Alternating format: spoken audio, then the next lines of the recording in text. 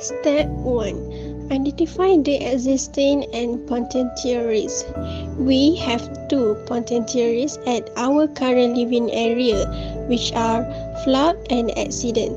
So, I would like to explain what is loss, peril, and hazard for these two risks. Firstly, loss. Loss is a reduction of economic value. For flood, it could be structural damage to buildings. Meanwhile, for accidents, it could be physical injury to driver or passenger. Secondly, peril. Peril, the actual cause of loss, which in this case is the flood and accident itself. Lastly, hazard. Hazard is a condition that increases the chance of loss, but there are three types of hazard, which are physical hazard, moral hazard, and moral hazard. Physical hazard for flood because of climate conditions like heavy monsoon season can increase the conditions of loss. But for accident, it could be moral hazard because character defects in individual such as speeding or distracted driving can increase the chance of accidents. Two tools that I apply to identify the risks are inspections and interviews. First, inspections. A physical inspection of homes and surroundings using a checklist to identify the potential risks. And the second one, interviews. Interviews with the emergency management teams to gain information about past flood and accident spots. Now, I will explain about the level of frequency and severity of the flood and accident risk. For the first one is the level for frequency and severity for floods, both of which have a high impact. As you can see at the risk metric table on the side, when the frequency and severity are both high, then the risk is risk avoidance and it is risk control.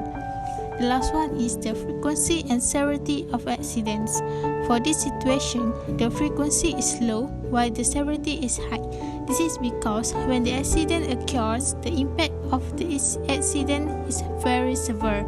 As you can see at the risk metric table on the side, when the frequency is low and severity is high, then the risk is faces it insurance and it is risk of financing.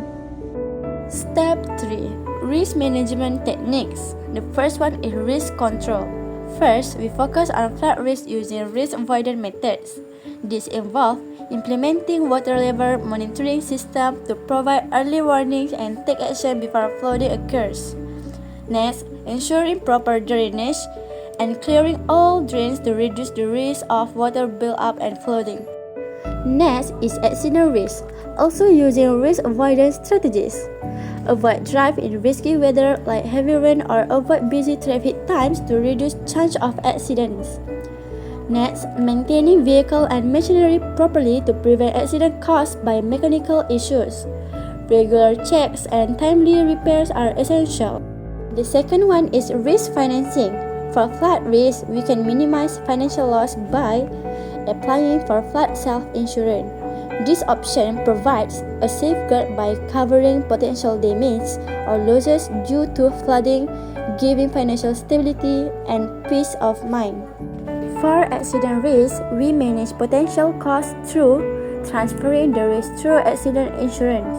By having proper accident insurance, any expenses resulting from accidents are covered, reducing the financial strain on individuals or organizations. The next step is step 4, selecting and implementing the risk management program. We choose insurance as the best technique to prevent the risk.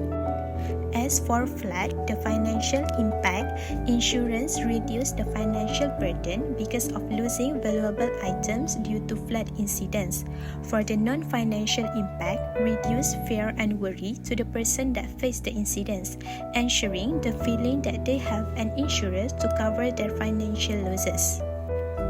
As for the accident, financial impact, insurance reduces the financial burden costs such as medical treatment and vehicle repair costs.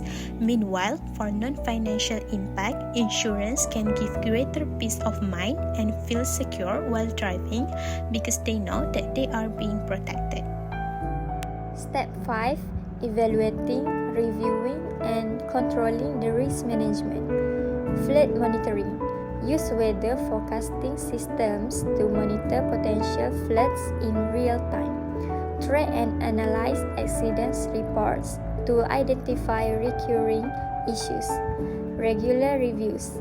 Conduct periodic reviews to assess effectiveness and make adjustments as necessary. Continuous improvements. Improving safety and risk management measures based on feedback and new data.